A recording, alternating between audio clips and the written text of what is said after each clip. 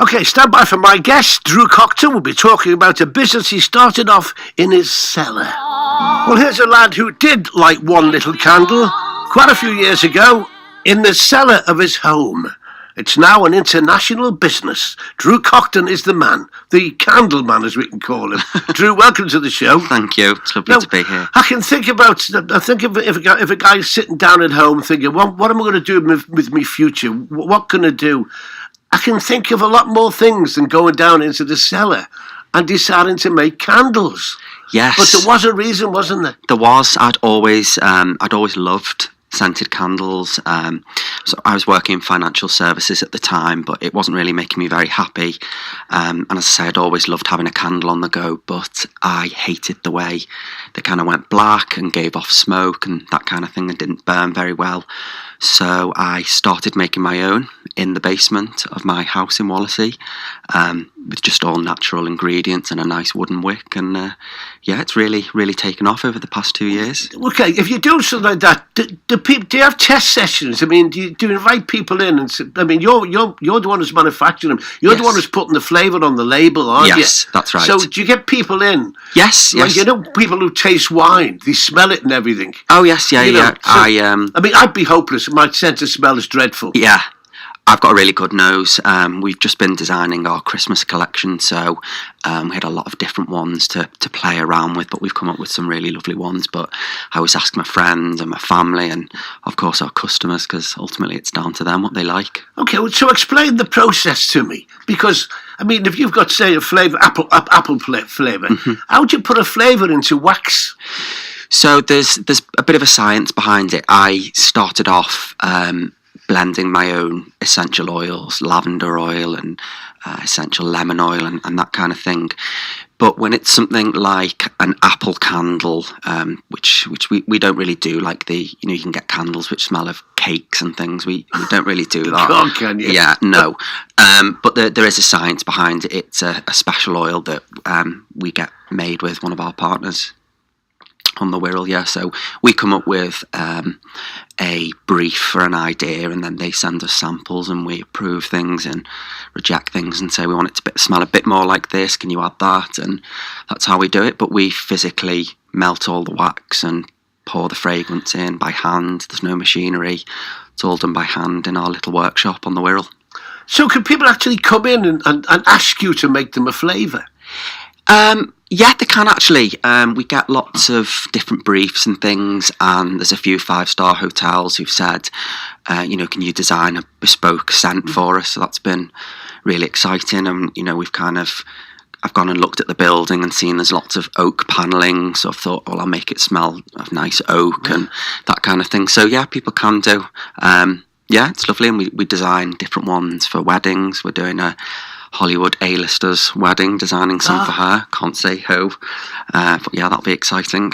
But what are the extravagant things you do as well? Didn't you do a solid gold candle or something? We did. We, back around the time of the royal wedding, we brought out the world's most expensive candle, and it was encased in 24-karat gold and really super luxurious ingredients. Took 2 million rose petals to make.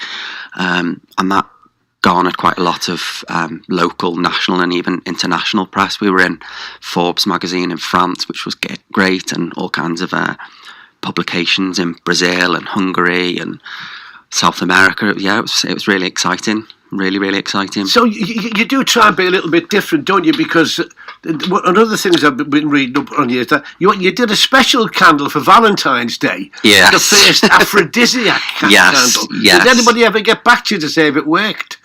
They did, but no one got back to say it didn't. So must have done. That was really fun. We included all like libido boosting scents in that. So again, that got us national press. But you've got to do something different, really, because when I started out, the candle market is just so saturated. And I never knew that. I mean, all I've ever heard of is Yankee Candles. Yeah. the wife buys them. I don't think she's ever. She doesn't anymore, I hope. No, but I don't think she's ever lit one. No, yeah, lots of people save things for best, don't they? But I kind of think life's too short. You should enjoy them and like them. So you're down in your cellar, you're making candles. Mm-hmm. You're finding out that people are finding out about it, and they're coming down and ordering candles off you. Then you realise the cellar's too small. Yes, absolutely. So we were storing all the wax and the oils and things down there, and I was shuttling up and down the cellar steps and then making them in the kitchen. But it got to the point where I started selling them on social media, but then I had friends and then friends of friends and then complete strangers coming to my house wanting to buy them as Christmas presents. So we had to upscale to a small workshop on the Wirral, and then we've just opened our first boutique in Pacific Road, which stocks them all. So we're having a little soiree to celebrate that this evening. Oh, great! That's great news. And you also you must have been proud because you won the best startup business at the Small Business Awards. Yeah, that was a huge honour.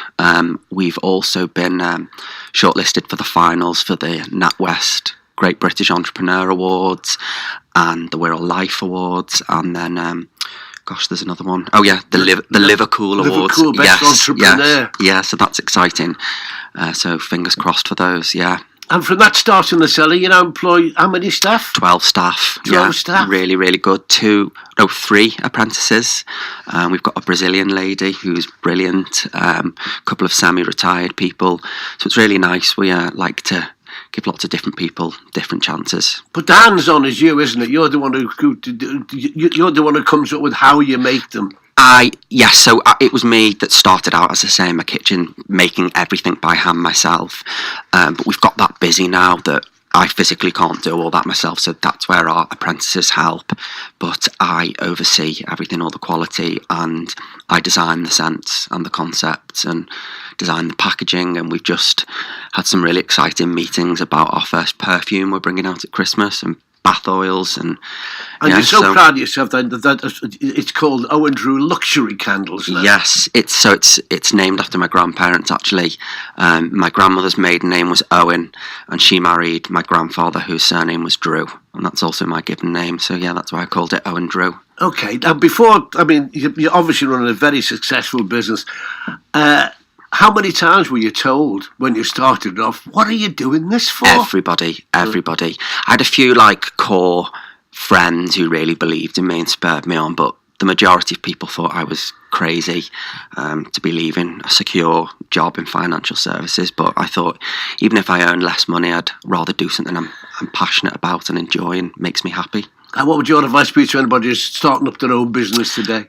I would say, because I've had 2 failed businesses before I did this, yes, I'd say make sure whatever you're doing, you know that you can do it the best and you're going to be different. And I wouldn't compete on price with anything. I'd compete on quality and service. And yeah, just go for it. Life's too short. There's lots of support out there from the Wirral Chamber or the Liverpool Chamber and all these kind of government organisations. So life's too short. And is the shop on Pacific Road a walk-in shop? Yes, it's lovely. So it's in an old, I think they used to build trams in there, but it's kind of been all converted. There's a few shops and really nice offices and cobbled street. And light a few diesel candles, though. Yes, absolutely. Yeah, there's an old Edwardian tram in there as well, which is lovely. Yeah. So it's really nice, and a little coffee shop. And yeah, the shop's doing really well. Well, good luck. Thank you. It's great. It's great to find an innovative entrepreneur. Just imagine if you'd have gone on Dragon's Den. Would you think they would have given you any money, or they've scoffed at it as well? I'd like to go on it and turn them down, like some people do. Yeah. No, I love that show. Drew, good luck. Thank you very much, Billy. Thank you.